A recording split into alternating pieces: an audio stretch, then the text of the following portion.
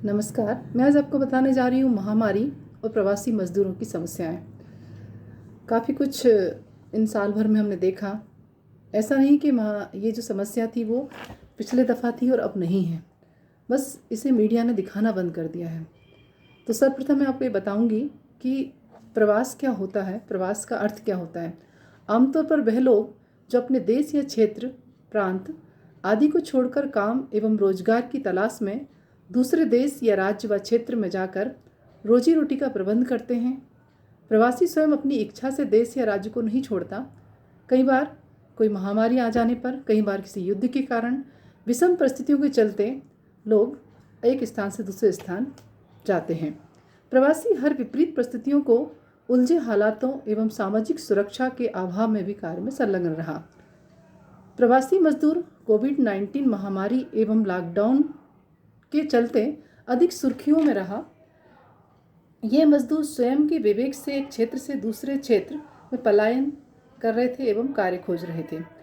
दरअसल ग्रामीण क्षेत्रों में शहर की ओर आने वाले प्रवासी मजदूरों के पलायन में स्थायित्व नहीं होता है। इन मजदूरों का ये अस्थायी प्रवास 3 महीनों से लेकर वर्षों तक चलता रहता है।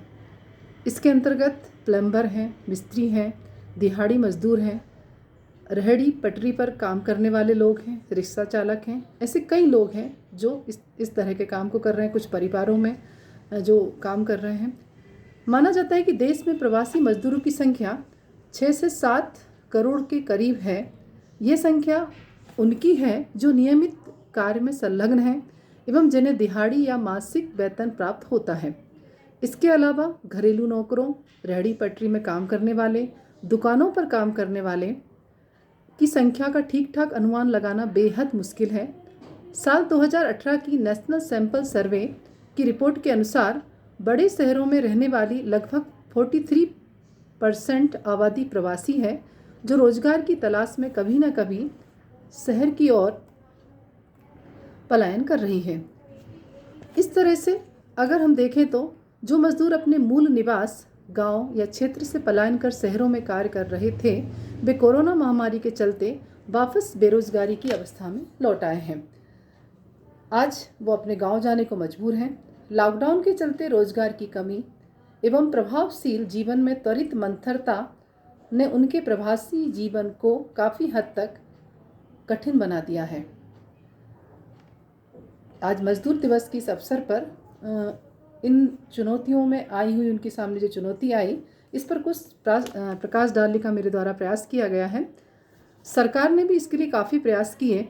सरकार ने विभिन्न समस्याओं को देखते हुए मजदूरों की ओर हाथ बढ़ाए, जिससे कि उनके जीवन को सुरक्षित बनाया जा सके।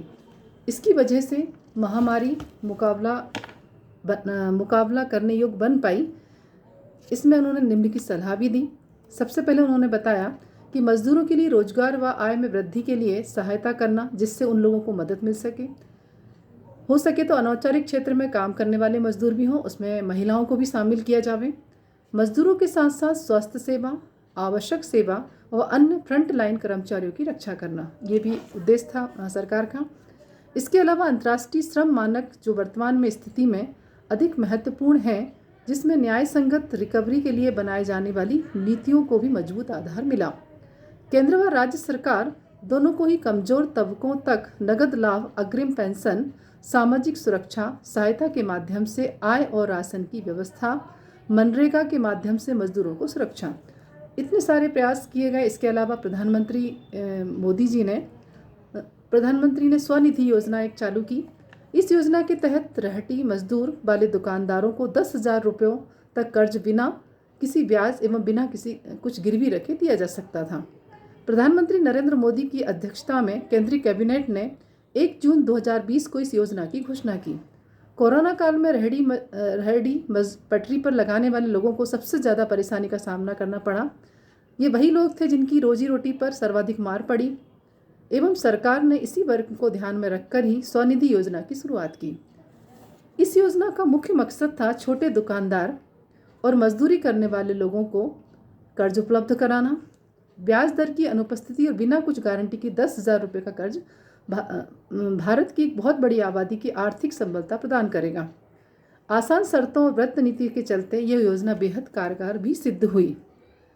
स्वनिधि योजना के लिए जो पात्र थे वो थे सड़क किनारे व्यापार करने वाले लोग, पटरी पर काम करने वाले लोग, फल सब्जी वाले लोग, लॉन्ड्री चलाने वाले, सैलून पर काम करने वाले, पान और अधिक छोटी दुकानें इस योजना की परिधि में आती हैं। इसके अलावा जो उन दुकानों पे काम करते थे वो भी इस योजना के अंतर्गत आते थे। अगर हम देखें कि कोविड-19 महामारी की सामाजिक और आर्थिक प्रभाव क्या पड़ा, तो एक अर्थशास्त्री की नज़रों से कोरोना जैसी महामारी महज बीमारी है लेकर नहीं आती, बल्कि एक भीषण सामाजिक और आर्थिक संकट भी साथ लेकर आती है। कोरोना काल में सभी प्रकार के उद्योगों को जहां एक और गहरी मार पड़ी, वहीं दूसरी ओर वर्क फ्रॉम होम की संस्कृति ने कर्मचारियों की संख्या तो कहीं उनका आधा या उससे भी कम करवा दिया। यहाँ तक कि वित्तीय साल 2020-21 की पहली तिमाही में हमारे देश की विकास दर 23.9% तक गिरावट दर्ज की गई। इसके अलावा भारतीय रिजर्व बैंक भी आधिकारिक तौर पर आर्थिक मंदी की घोषणा कर चुका है। इतनी विकट परिस्थितियों में सर्वाधिक आर्थिक मार उस वर्ग पर पड़ी जो लोगों को सहनी पड़ी, जिनके पास ना तो कोई निश्चित रोजगार था, जिनकी रोजगार की प्रकृति भी अनौपचारिक थी। इस वर्ग में वे लोग भी आए जिनके व्यापार लघु या छोटे दर्जे के थे। आर्थिक विषयों की गहरी समझ रखने वाले बहुतेरे अर्थशास्त्री उनको ये विश्वास था कि लॉकडाउन हटाए जाने के बाद अर्थव्यवस्था भी आकार की सुधार हो सकता है। लेकिन उनका दुर्भाग्य रहा कि दुर्भाग्य है हमारी अर्थव्यवस्था का कि यह अर्थव्यवस्था के आकार में सुधार की गवाह बनी। अर्थव्यवस्था की इस जटिलता से इस आकार की परिघटना में एक वर्ग या कुछ क्षेत्र तो वृद्धि दर्ज करते हैं, तो कुछ क्षेत्र समान स्तर की गिरावट भी दर्ज महसूस करते हैं। इन हालातों में जहां फार्मेसी, इंफॉर्मेशन टेक्नोलॉजी जैसे क्षेत्रों में असाधारण विकास हुआ, तो वहीं असंगठित क्षेत्र भी कहीं मार पड़ी। विशेषकर निर्माण विनिर्माण के क्षेत्र में मंदी आ जाने से कारीगरों और मजदूरों की आर्थिक स्थिति खस्ताहाल हो चुकी थी। वहीं होटल रेस्टोरेंट बंद हो चुके थे। वहाँ पर काम करने वाले कर्मचारियों को समान आर्थिक दिक्कतों का सामना करना पड़ा। इस अनिश्चितता की स्थिति में शहर की महंगाई को देखते हुए प्रवासी मजदूर अपने मूल निवास पर लौट जाने के लिए विवश हो गए। प्रवासियों के पलायन से कोरोना जैसी महामारी के संक्रमण फैलने का खतरा भी बढ़ गया। साथ ही ये बात भी चिंतित कर देने वाली थी कि अगर ये महामारी पलायन इसी तरह से जारी रहा तो देश में विभिन्न वर्गों के बीच असमानता का चक्र भी लगातार बढ़ते जाएगा। अगर हम देखें कि शहरी औद्योगिक क्षेत्र ने क्या कदम उठाए इसके लिए, तो प्रवासी कामगारों को तत्काल मुफ्त और कम कीमत पर राशन उपलब्ध कराया जाए, ये मेरा मानना है। इसके लिए किसी पहचान पत्र की उनको ज़रूरत ना पड़े। पुलिस प्रशासन के द्वारा उन प्रवासी मजदूरों का उनके कार्यस्थल तक संदर्भ में पूरा सहयोग दिया जाए। इसके साथ ही आवश्यक वस्तुओं की आपूर्ति पर भी ध्यान दिया जाए। प्रवासियों को आश्रय स्थल प्रदान किया जाए, क्योंकि महामारी के चलते मकान के किराए देने में वो असमर्थ होने की वजह से कई प्रवासी बेघर हो गए। प्रवासी मजदूर जहाँ भी साधनों की कमी की वजह से जहाँ भी फंस गए, उन्हें स्वास्थ्य सुविधा, क्लीनिंग की व्यवस्था मुहैया कराई जाए। ग्रामीण क्षेत्रों में आने वाले प्रवासी मजदूर के लिए आवश्यक सेवा प्रदान की जाए। उनकी स्वास्थ्य संबंधी जांचें जिला व ब्लॉक में ही जांच केंद्र बनाकर पूर्ण की जानी चाहिए। ये मेरे सुझाव थे। इसके अलावा और भी सुझाव है कि सरकार के लिए आवश्यक है कि वे हमेशा ऐसी स्थिति के लिए स्वयं एवं अपनी शासन व्यवस्था को पायलट प्लान के साथ तैयार रखें, क्योंकि वर्तमान युग में इस प्रकार की स्वास्थ्य आपदाएं आने की संभावना अधिक प्रबल है। कोरोना जैसी महामारी की स्थिति आगे भी भविष्य में उत्पन्न हो सकती है। केंद्र सरकार हो या राज्य सरकार के सहयोग से नीतियों का क्रियान्वयन उनको करना चाहिए। सरकार ने प्रवासी मजदूरों के लिए भोजन, स्वास्थ्य और घर सुरक्षित आने जाने की परिवहन की व्यवस्था भी की जानी चाहिए।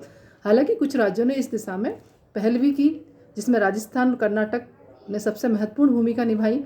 केंद्र व राज्य स्तर पर एक कानून बनाया जाना चाहिए जिसमें लॉकडाउन के पूर्ण रूप से खत्म होने के बाद मजदूरों के वेतन, भत्ते और अन्य विवादों का समाधान किया जा सके। साथ ही कम कीमत पर ज़रूरतमंदों को राशन भी उपलब्ध कराना चाहिए। अगर हम वर्तमान में देखें, ये पिछले लॉकडाउन की स्थिति थी। वर्तमान में भी ऐसा नहीं है कि मजदूरों की स्थिति खत्म हो गई है, बस मीडिया ने इसको दिखाना बंद कर दिया है। मजदूर की स्थिति आज भी ज्यों की त्यों है। कोरोना की वजह से पिछले वर्ष कुछ आज़ादी के बाद के सबसे बड़े पलायन के घाव अभी भी भरे नहीं थे कि एक बार फिर पुनः बड़े शहरों से पलायन की त्रासदी की तस्वीरें हमारे सामने आने लगी। कंधों पर जिंदगी का बोझ लिए डरे हुए बेबस लोग घर वापसी के लिए निकल पड़े। मुंबई हो या दिल्ली, रेलवे स्टेशन और बस अड्डों पर भीड़ लगी हुई थी। रोजाना कमाने खाने वालों के लिए कोरोना की बजाय लॉकडाउन रूह कपा देने वाला बन गया। जिंदगी की भागदौड़ में एक और तो पेट था, दूसरी तरफ संक्रमण का डर के बीच लोग जल्द से जल्द घर पहुंचना चाहते हैं। जैसे मुंबई, दिल्ली, नागपुर, सूरत आदि सभी बड़े शहरों में दीर्घकालीन लॉकडाउन के डर से पलायन की स्थिति अभी बनी हुई है। कुछ मजदूर है जो मैंने कुछ समाचार पत्रों के माध्यम से जिनके विचार जाने। एक राइस मिल में काम करने वाले नीतीश कुमार झा हैं जो बिहार से हैं। उन्होंने बोला कि मैं राइस मिल में काम करता हूं, अब मिल बंद हो गई है, काम नहीं है, इसलिए गांव लौटना पड़ रहा है। एक थे अलकेश जो हमारे इंदौर से ही हैं। रोजंदारी पर काम करता था, मकान में काम करने के लिए ठेकेदार ने मजदूरी देना बंद कर दिया, इसलिए अब अपने गांव जा रहा हूं। इससे व्यक्तिगत रूप से मैं परिचित हूँ। दूसरा एक निखिल गौतम है, मध्य प्रदेश से।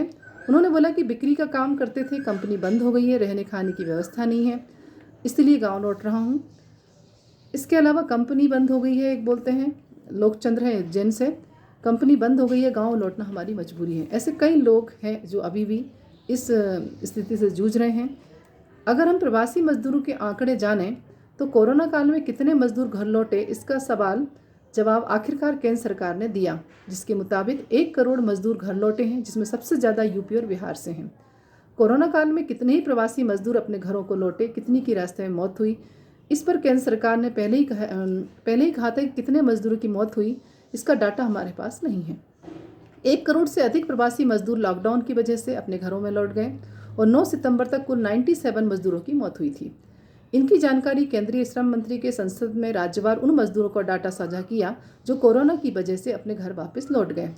उपलब्ध आंकड़ों के अनुसार सबसे अधिक प्रवासी मजदूर उत्तर प्रदेश, बिहार और पश्चिमी बंगाल को लौटे, लेकिन इसके अलावा 12 राज्यों और केंद्र शासित प्रदेशों को लौटे मजदूरों के आंकड़े सरकार के पास आज भी मौजूद नहीं हैं। रेलवे द्वारा प्रवासी मजदूरों को दी गई सुविधाओं के जवाब में रेल मंत्री पीयूष गोयल ने एक बार कहा था कि रेलवे ने श्रमिक स्पेशल ट्रेन के यात्रियों को 1.96 करोड़ मूल्य का खाना और 2.19 मूल्य के पैकेट बंद पानी मुहैया कराया। वहीं राज्य सरकार द्वारा भी 46.2 लाख खाने के बोतल बंद पानी यात्रा के दौरान मजदूरों को उपलब्ध कराया गया। ये तो एक आंकड़े हैं जो हम लोगों ने पढ़े, नेट के माध्यम से देखें। वास्तव में क्या था ये हम नहीं जानते।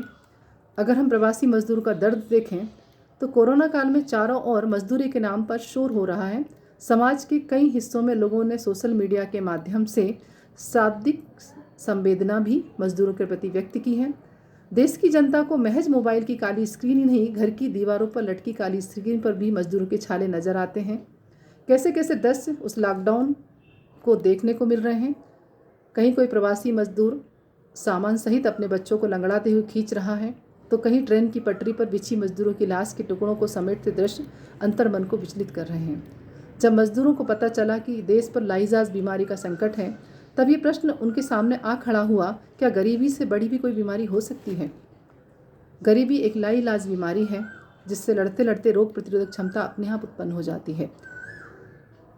आज भी अगर हम देखें तो कोरोना के कारण जितने लोगों की मृत्यु हो रही है, अगर अभी के दृश्य हमें देखने को मिले तो कोई बहुत ज़्यादा संपन्न घराने का व्यक्ति आपको सड़कों पर नहीं मिलेगा। अभी दृश्य बड़े दहलाने वाले दृश्य अभी इस समय मीडिया में दिखाए जा रहे हैं कि दो भाई हैं जो अपनी माँ को बीच में रखकर, जिसकी मृत्यु हो चुकी है, उसकी अंतिम क्रिया करने जा रहे हैं कि उनको कहीं पे भी कोई गाड़ी नहीं मिली, कहीं पे भी उनको कोई एम्बुलेंस की व्यवस्था नहीं हुई। एक व्यक्ति गाँव का व्यक्ति है जिसकी पत्नी को सभी ने किसी भी तरह का अंतिम क्रिया करने से मना कर दिया, तो वो खुद अपनी साइकिल पर लाद कर उस पत्नी को ले जा रहा है, जिससे वो रास्ते में गिरते हुए दिखाई दी। ऐसे कई दृश्य दहला देने वाले जो आज भी हमको दिखाई दे रहा है, वो कहीं ना कहीं एक इस वाले जो पीढ़ी है या इस समय की जो लोग हैं इस स्तर के, उनको दर्शाते हैं। कोई बहुत पैसे वाले लोग नहीं हैं, वो कहीं ना कहीं वो हमारे मजदूरों से संबंधित हैं। आज अगर हम देखें, इस निष्कर्ष पर पहुँचते हैं कि ये समस्या भले ही तात्कालिक थोड़े समय की हो सकता है ये समाप्त भी हो जाएगी, ईश्वर करे समाप्त हो, लेकिन मजदूरों के कदम अब गांव की ओर चल पड़े हैं। वो वापस शहर की तरफ नहीं आना चाहते। ये तब ही संभव है जबकि ग्राम केंद्रित रोजगार, प्रकृति केंद्रित विकास और संस्कृति केंद्रित जीवन पद्धति नीति के मूल आधार बने। हमें पश्चिमी द्विघ्रमित दिशाहीन विकास ब्रह्ममारिचिका के मोहपाश से मुक्त होकर अपनी जड़ों की ओर लौटना होगा। नीति विशारदों और अर्थशास्त्रियों को पुनः विचार करना होगा कि प्रवासी मजदूर देश पर बोझ नहीं है, बल्कि राष्ट्रीय पुनर्निर्माण का एक बहुत बड़ा वाहक है। आप सभी को मैं धन्यवाद देना चाहूँगी। ये मेरे खुद स्वयं के विचार थे जो मैंने एक शोध पत्र में लिखे। मुझे लगता है समस्या बड़ी है और इस पर हमें विचार करना चाहिए। धन्यवाद।